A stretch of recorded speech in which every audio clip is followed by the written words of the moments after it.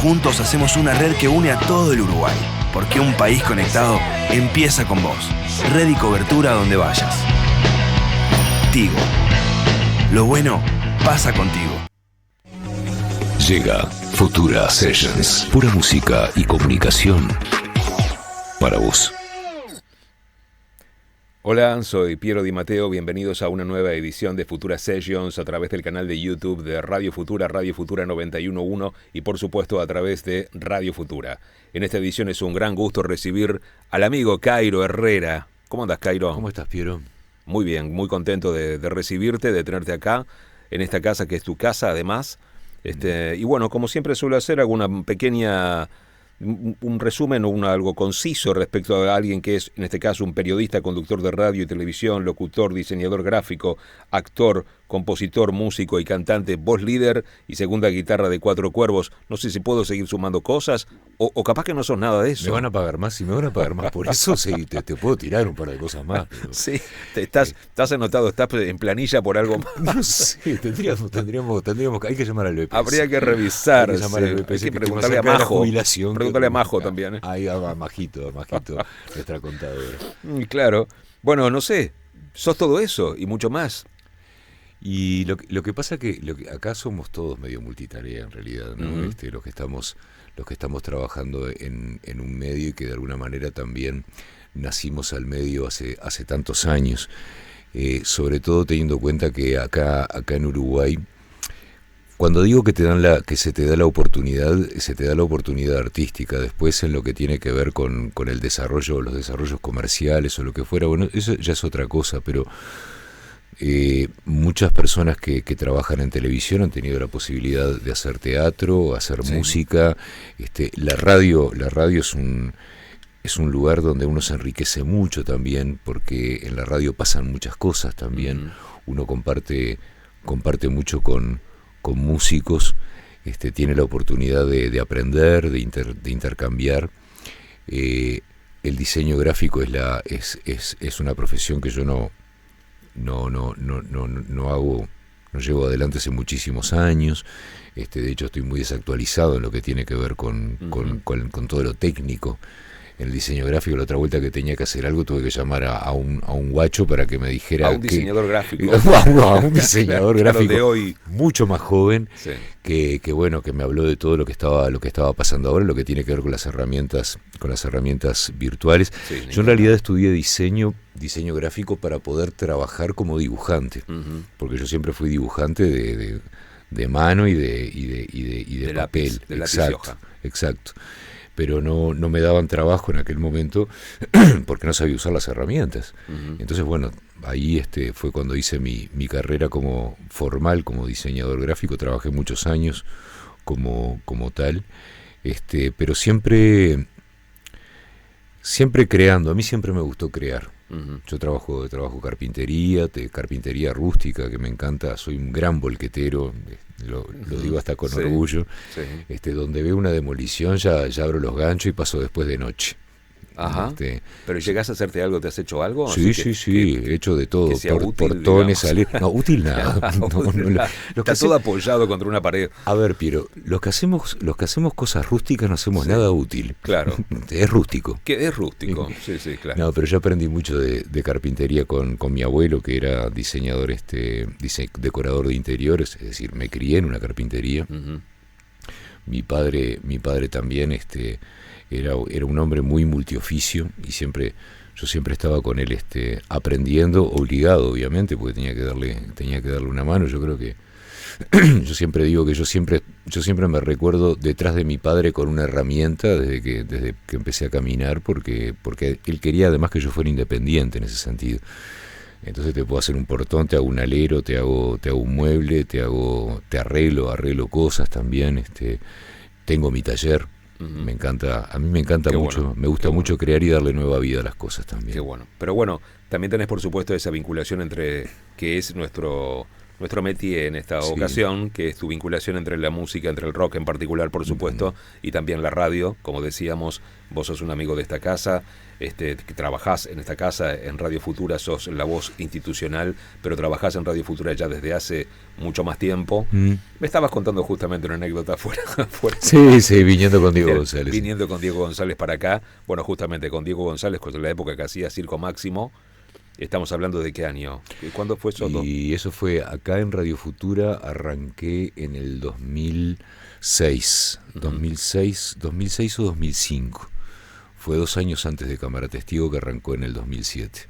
En el 2005 haciendo Circo Máximo, un programa que exclusivamente de rock nacional, que si bien atendíamos el lado A del rock nacional, también atendimos mucho el lado B. Tenemos el orgullo con Diego González de poder decir que unas cuantas bandas nacieron al público en Circo Máximo. Chalamadre, Watusi, yo qué sé, Los Cocineros del Ácido, muchas bandas nacieron. Fue el primer lugar donde sonaron. Fue el primer lugar donde nosotros sonaron en radio, claro. No solamente los hicimos sonar, pero les dimos importancia también. Seguro. Los traíamos al programa, teníamos notas con ellos muy extensas, tenían la oportunidad de expresarse y de contar, y los hacíamos sentir muy bien también. Nosotros hicimos mucha amistad con muchos músicos gracias a este programa también. Claro. Pero tu vinculación con música, medio de comunicación, Canal X, ¿de cuándo? Canal X también fue del año 2000. También Ahí yo hice el 2000, ya antes. Sí, ya antes todavía, sí. Esa fue mi primera experiencia en televisión, en el año 2000, co-conduciendo Canal X, haciendo mucha noche en aquel momento, con atrás de bandas, no solamente bandas, también artistas como Darno Jans, como Leo Maslía. Hicimos también muchos músicos extranjeros, tuvimos la oportunidad de entrevistar en aquella época, y ahí afiancé mucho la amistad y la relación con bandas como La Trampa, como Hereford, a los Buenos Muchachos. Claro. Íbamos especialmente hasta Atlántida o a La Paloma a hacerles notas y a seguirlos en sus espectáculos, que en aquel momento muchos de ellos eran espectáculos de boliche también, ¿no? Sigo hacia atrás y en realidad quiero llegar al punto en el que vos te encontraste con la música, no sé si en principio con el rock concretamente. Sé que en definitiva también esa guitarra puede tener algo que ver. Sí, esta guitarra en particular era de mi padre. Como yo tenía la clásica Senchordi que había en todas las casas, que la pobre guitarra cayó en mis manos en una mala época, porque yo la llevaba a todos lados, sin estuche. Sin necesidad. La llevaba, hasta sin necesidad. Hasta sin necesidad, claro. La tocábamos con mis amigos en la calle, y nos juntábamos en un árbol en la plaza Fabini a tomar vino cortado, sentados en las ramas del árbol, y la guitarra aquella estaba. Y en un momento yo precisaba guitarra y aquella ya no quería absolutamente más nada. Ya no la podías usar. Y le hurté a mi padre se la hurté con permiso, se la pedí prestada y nunca más se la devolví. Esta guitarra que me acompaña ya hace 26 años prácticamente. Ajá, desde el 2000. Pero desde el 2000. Porque tu padre, bueno, obviamente tocaba la guitarra. ¿Cuál es la introducción que vos tenés al mundo de la música como músico, como instrumentista, en tu familia? Bueno, mi abuelo en Viena, mi abuelo era austríaco, mi abuelo en Viena llegó a dar algún concierto de piano. Él era pianista. ¿Tu abuelo paterno o materno? Mi abuelo materno. Materno. Mi abuelo materno. ¿De apellido? Donat. Él llegó a dar algún concierto en Viena como pianista. De hecho, él tocaba muy bien el piano. Mi padre era centro de reunión en todos los lugares, porque tocaba la guitarra y cantaba, pero de manera informal. Estamos hablando de asados, reuniones de amigos. También me llevaba mucho de noche con él, porque ¿qué pasa? Mis viejos se divorciaron cuando yo tenía 1 año, entonces el típico arreglo de hijo de padres divorciados. Los fines de semana con papá, entre semana con mamá, pero mi viejo me llevaba a todos los lugares que iba él. Era su fin de semana. Era un fin de semana que cuando, y esto lo digo en serio, que cuando llega ese momento en la escuela que te preguntan qué hiciste el fin de semana, era muy difícil de explicar, porque era todo bohemia aquello. Y yo tenía 6 años. Eso llevó a que llamaran a mi madre, llamaran a mi padre. ¿Por las cosas que vos contabas? Por las cosas que yo vivía. O sea, ¿qué cosas? O sea, yo soy la maestra, te pregunto, ¿qué hiciste el fin de semana? En aquel entonces, con 6 años, mediados de la década del 70, segunda mitad de la década del 70, ¿a dónde fuiste? Mira, Luis Alberto. Íbamos primero al Sportman con mi padre, sí, donde mi padre se tomaba unos traguitos, no sé qué, no sé cuánto, el mediodía, el Sportman enfrente a la universidad, donde mi padre estudiaba la carrera de abogacía en aquel momento. Después nos íbamos a la pensión que vivía él, a descansar un poco después del almuerzo. Y después la vida me llevaba para donde fuera mi padre, que podía ser un asado con amigos hasta las 5 o 6 de la mañana, con guitarreada, con todos los fierros. ¿Y vos ahí ya en algún momento podías llegar a agarrar la guitarra o cantar algo? Yo miraba todo. Eras un espectador hasta que te venía sueño. Exacto. Yo generalmente me despertaba al amanecer en una cama extraña entre camperas y carteras. Después, más adelante, cuando mi viejo yo ya ahí tendría 8 años. Cuando mi viejo se recibe de abogado, uno de sus primeros clientes fue el dueño de Bonanza. Esto era el camino de la perdición. Vos sabés que no sé si fue un camino de perdición. Yo siempre digo que fue muy claro, enriquecedor, pero el que escuchaba todo eso decía, pero esto es un niño. Claro. Y papá siempre me llevó a los mismos lugares que iba él. Es más, una de las cosas que siempre destacaba mi padre cuando veíamos fotos, que se sacaban fotos también en aquella época, decía, vos notaste que yo no tomaba nada cuando salía contigo, ¿no? Y es cierto, mi viejo no tomaba nada, formaba parte de la reunión, pero siempre tenía en cuenta que yo era su responsabilidad, no quería perderse de nada, y él entendía en aquel momento que eso era parte de mi formación, y yo siempre voy a estar agradecido con mi viejo más bien por eso, realmente. Y luego a la vez me contaste, al pasar también eso de los encuentros con la guitarra en las ramas de los árboles, ya con tus amigos, y entonces ahí ¿cómo es que llegaste con la música, con esa guitarra? La música llega en el año 87 cuando yo respondo un mensaje que se pasa por radio, una especie de clasificado que tenía Quique Pereira en la época del Dorado, cuando él hacía Rock hasta el mediodía. La banda Alto Voltaje buscaba cantante. Y yo fui bien de atrevido a probarme, que fue la primera vez que entré a una sala de ensayo y me enamoré de todo eso, de lo que además ellos tenían su propia sala de ensayo, entonces estaba toda decorada con los pósters de Maiden, ellos eran muy fanáticos de Iron Maiden, de AC/DC. Estamos hablando de que ahí conocí al peruano, bajista de Chopper, mítico bajista de Chopper, que es como mi padrino musical hasta el día de hoy. Y ahí me di cuenta que eso era algo que yo quería hacer. Y después llegó Shock, que fue la primera banda con la que tuve la oportunidad de entrar a un estudio, grabar un cassette en aquel momento. Después vino Caballo Loco. Después tuve un pequeño impasse y volví con una banda de covers, ya ahí en el año 2000. Después volvimos a formar... pero ya pasó un buen tiempo años, desde aquella, años. Claro. De la época de Caballo Loco, ¿tenemos algo como para recordar con la guitarra ahora o te resulta imposible? No, algo puedo recordar. Capaz que hay alguna que la seguís tocando hoy por hoy.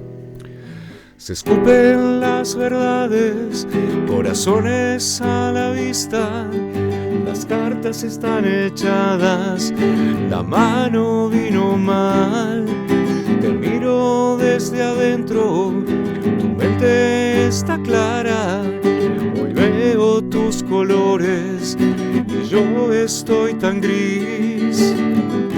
¿Qué estoy haciendo parado acá?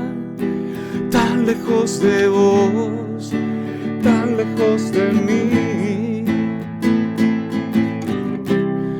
No hay camino que adivinar, hay que construir para encontrarnos.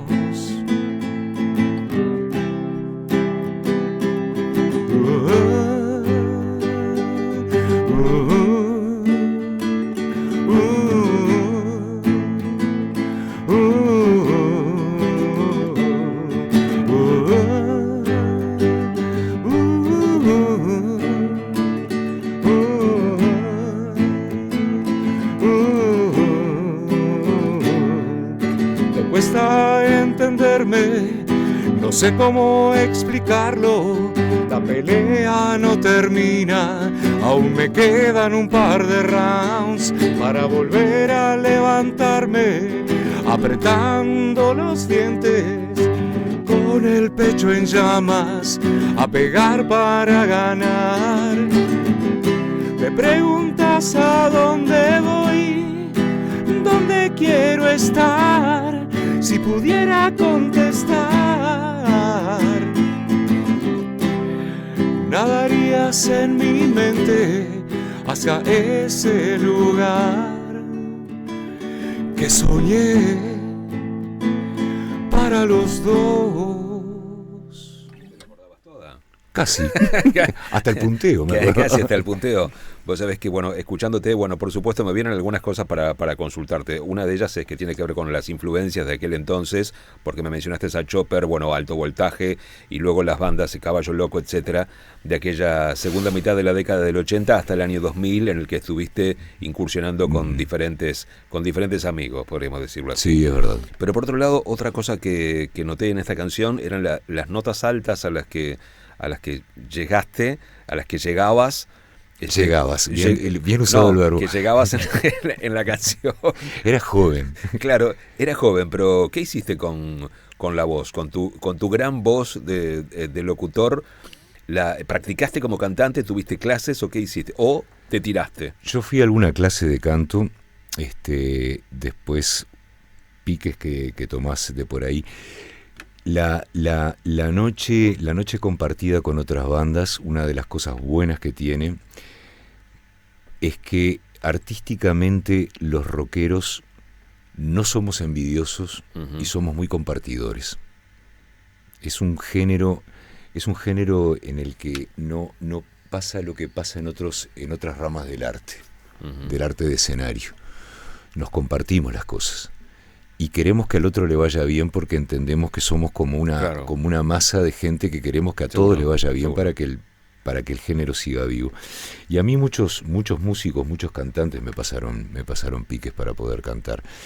Y aparte también el metal, que era lo que a mí me movía en aquel momento, tenía como característica las voces altas. Claro. Yo nunca llegué a poder cantar como los grandes cantantes de metal. De hecho, yo adapté mucho mi voz. Cuando conozco al señor Iggy Pop dije, bueno, esto viene por acá, porque se puede tener mucha onda cantando con una voz grave. Yo venía de todo el ¿no? Sí. Que si llegabas allá arriba, y eso nos ha deformado mucho a muchos cantantes del metal. Hay muy pocos cantantes como Nacho Oves, como Gaby Soria, el Chupete, por ejemplo, fue un tipo que pudo adaptar su voz. Digo, cuando el Chupete sale con el disco de Chopper, no había cantado nunca en la vida y nos dejó a todos de cara con lo que había logrado con la voz y con su propia voz también. Es decir, no fue pretencioso a la hora de cantar.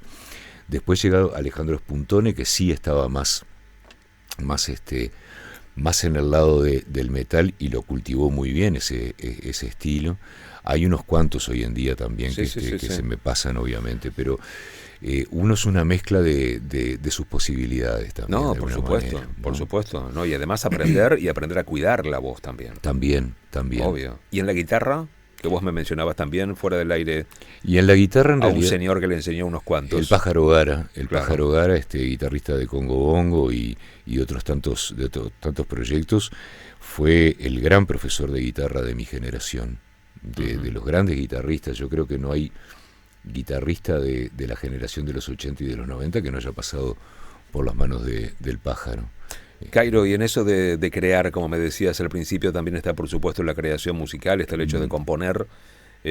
Ahí es donde te pregunto, bueno, también cuáles eran aquellas bandas, aquellos artistas, aquellos escritores de música que de alguna forma te influenciaron desde en aquel entonces, ¿no? Segunda mitad de la década del 80 hasta el 2000. Luego veremos. En aquel momento, en realidad, nosotros veníamos, yo por lo menos estaba muy deformado por lo que venía de Estados Unidos, porque estaba aquel glam metal que hablaba siempre de fiestas, de mujeres, de excesos, de esto y de lo otro. ¿Y qué pasaba? líricamente no empardaba con lo que pasaba acá. Ujú. Entonces fue como que yo siempre, en aquella época, sentí y me daba cuenta que estaba un poco fuera de lugar con respecto a lo que yo escribía, con respecto a lo que era la realidad también nuestra. Sí. Yo después tuve la suerte de tener dos maestros que en realidad fueron maestros de escucharlos para mí. Uno es Garo Araquelian y Mandrake Wolf, Ujú. que son dos tipos que escriben desde un lugar con una poesía muy simple, muy directa, que tienen la capacidad por separado de armarte el videoclip en la cabeza a medida Claro, que los vas escuchando, Te cantar. generan la imagen. Exacto. Ujú. Y después también esta primera canción que yo les tocaba, la escribimos en conjunto con Álvaro Bucedas, con el baterista de Caballo Loco. También el haber tenido la suerte de haber tocado siempre con gente con otros talentos además de su instrumento. Cuando en la época de Cuatro Cuervos, Daniel Di Lorenzo fue el baterista de Cuatro Cuervos fue un gran socio a la hora de escribir. Era un tipo que me corregía mucho, porque yo venía con todo armado, sabiendo que tenía que pasar por un filtro y que había que, si íbamos a la carpintería, que había que pegarle un par de martillazos y una escofina a todo. Sí, sí. Y en ese sentido fue un socio invaluable, ¿no? Ujú. ¿Cómo llegamos a Cuatro Cuervos entonces? ¿Cuál fue siempre no hubo una formación original y luego fue cambiando? Hubo una hasta la formación, actual. sí, hubo una formación original, Piero, que fue Daniel Di Lorenzo en la batería, el Chino Sequeira en la guitarra, Sí. Juan Marcelo Garrido, que fue quien nos convocó en el bajo, y bueno, yo estaba en la voz. Sí. Después Juan Marcelo se va, entra el Sapo Federico, bajista, gran bajista que compartió con nosotros un año, llegó a grabar un par de temas con nosotros, y después volvió con nosotros quien fuera bajista de Caballo Loco, Álvaro Mederos. Álvaro Mederos, Y ahí fue que está actualmente. Exacto, sí, Sí. con quien grabamos el disco, y bueno, y ahí como que había quedado la formación. Después nos separamos como banda, porque es muy difícil, tiene un desgaste muy grande para lo que es el retorno económico que tiene una banda a la hora de salir a tocar, sobre todo. No te dan los números, no te empardan los números. Bueno, entonces decidimos tomarnos un tiempo indefinido.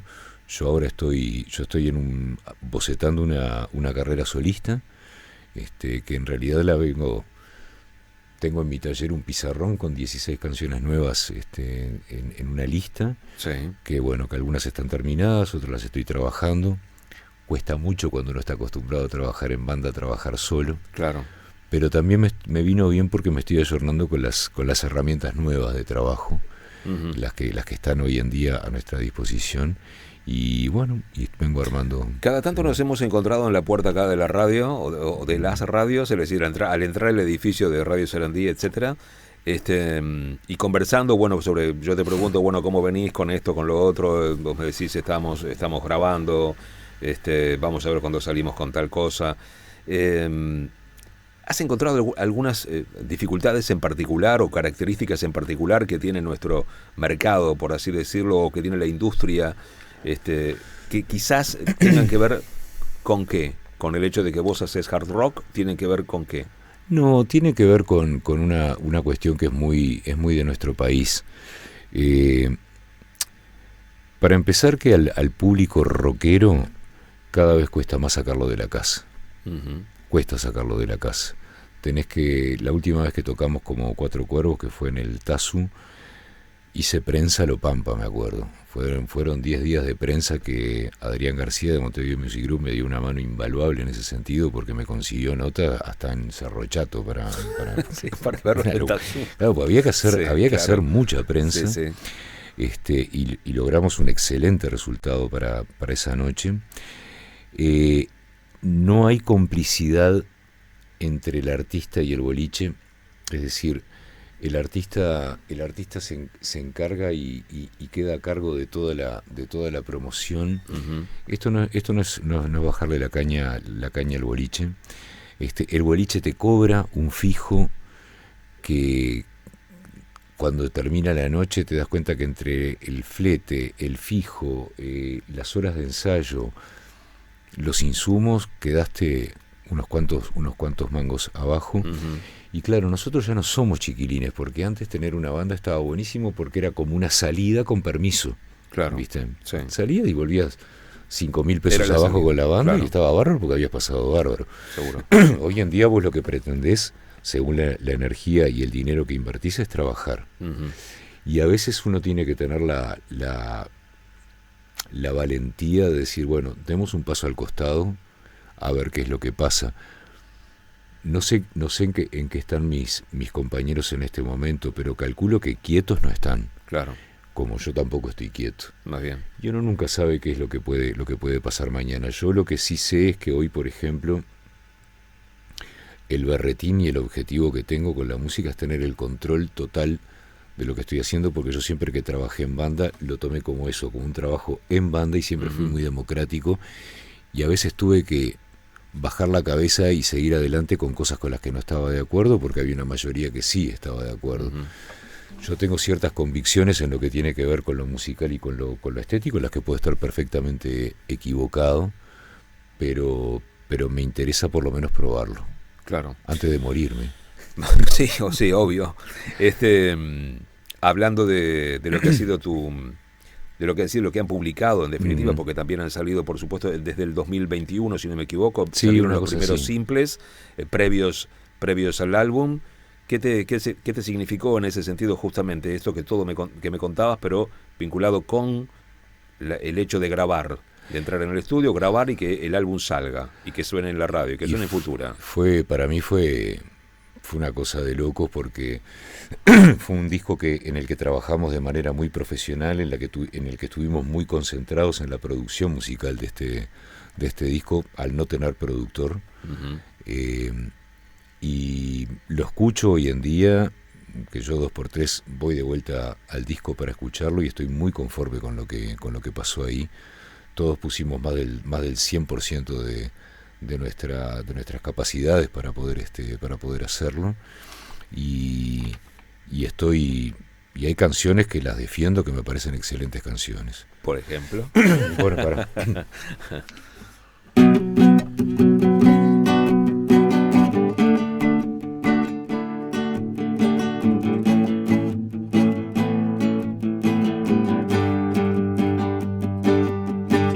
Quien muere por amor es un gil que no sabe de qué se trata vivir.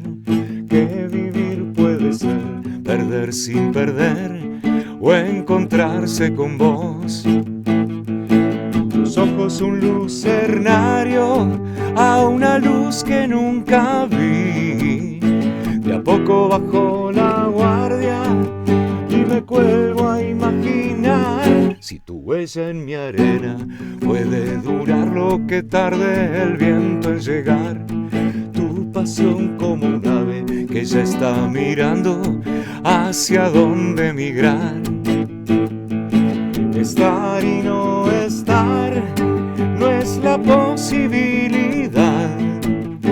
Dormite que yo te miro, soy el que quiere soñar que sea distinto a lo que sentimos, sin promesas de amor, de fidelidad, porque poco es para siempre. Amor y libertad, sin que nada esté dicho, arrancar a caminar, que sea distinto a lo que ya fuimos, sin promesas de amor, de fidelidad y de paraísos perdidos. Amor y libertad, sin que nada esté dicho, arrancar a caminar, llévame contigo, sella mi destino. Te amo tanto que te largaría a volar entre pájaros perdidos. Amor y libertad, sin que nada esté dicho, arrancar a caminar.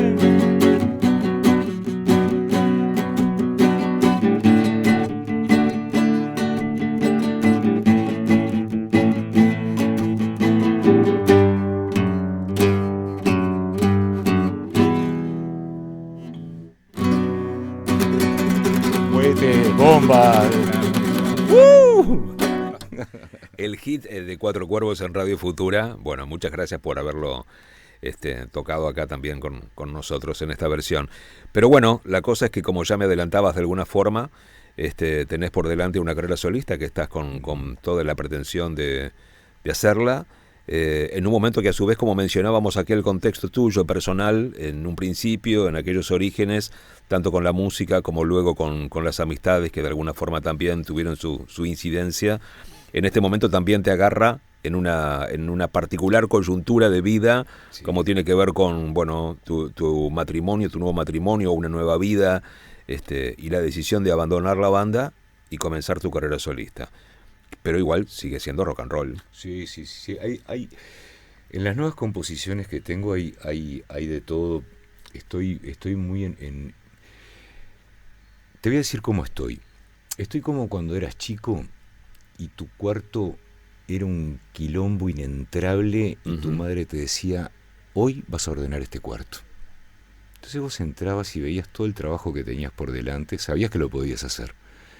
Y estoy en ese plan, ¿no? En limpiar, ordenar, guardar. A veces te colgabas mirando algo que hacía años que no veías. Te encontrás con cosas. Tirar, sí. También, obviamente. Y terminar de ordenar la casa, porque realmente en las nuevas composiciones hay de todo. Hay un blues, por ejemplo, que tiene como un componente tanguero que seguramente lo termine de componer y después se lo lleve a alguien para que me lo termine de arreglar, porque veo que tiene un componente tanguero. Que se lo lleves a algún tanguero para que te lo arregle. No sé, alguien sí. Te salió un tango. Me salió un tango blues ahí medio extraño, por ejemplo, también, que hasta la temática tiene un poco que ver con eso, porque las imágenes que plantea la letra son muy urbanas, también tienen que ver con la condición del perdedor, cosas que uno fue y que a veces ve en otros también. Si mañana me preguntaran, yo te diría que en un principio esa canción la podría haber compuesto para mí, pero ahora la compuse para un amigo. Porque es como que todo, viste que los procesos creativos, cuando vos tenés libertades, también se van desarrollando, van mutando y van pasando de la niñez a la adolescencia a la madurez, ¿no? Entonces, ahora es como que está dejando la adolescencia y la juventud y está llegando a la madurez, por ejemplo. O canciones más rockeras, yo qué sé, digo, hay de todo. A ver.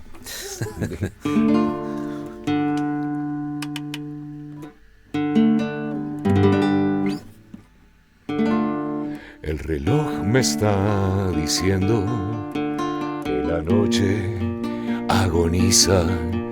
Hace horas que está lloviendo y que es tiempo de volver.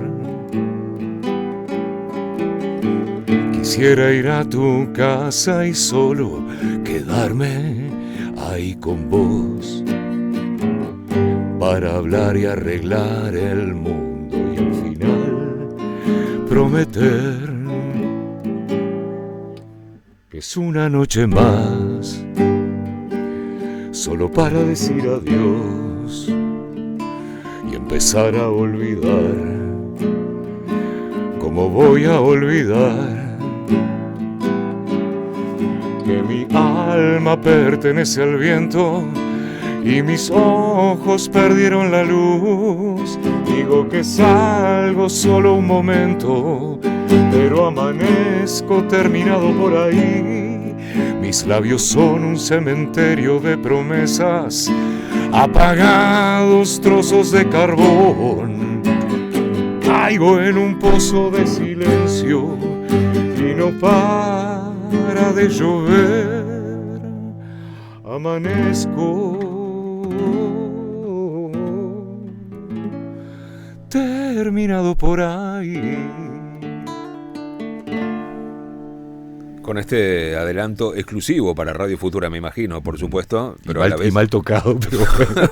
Pero bueno, pero te impusiste en definitiva el hecho de que vas a tener que salir con todo esto lo antes posible. Sí. ¿no? Es una presión que Sí, que me están poniendo. Que te estás poniendo y que vos. yo agradezco mucho. Cairo, un gran gusto haber estado con nosotros, haber estado contigo y que hayas estado con nosotros acá en esta nueva edición de Futura Sessions. Muchísimas gracias por esta invitación. Te seguiremos escuchando, por supuesto, como siempre en Radio Futura y atento a lo que surja. Muchísimas Esperamos novedades. Habrá. Muchísimas gracias por haber estado con nosotros en una nueva edición de Futura Sessions. Hasta la próxima. Juntos hacemos una red que une a todo el Uruguay, porque un país conectado empieza con vos. Red y cobertura donde vayas. Tigo. Lo bueno pasa contigo.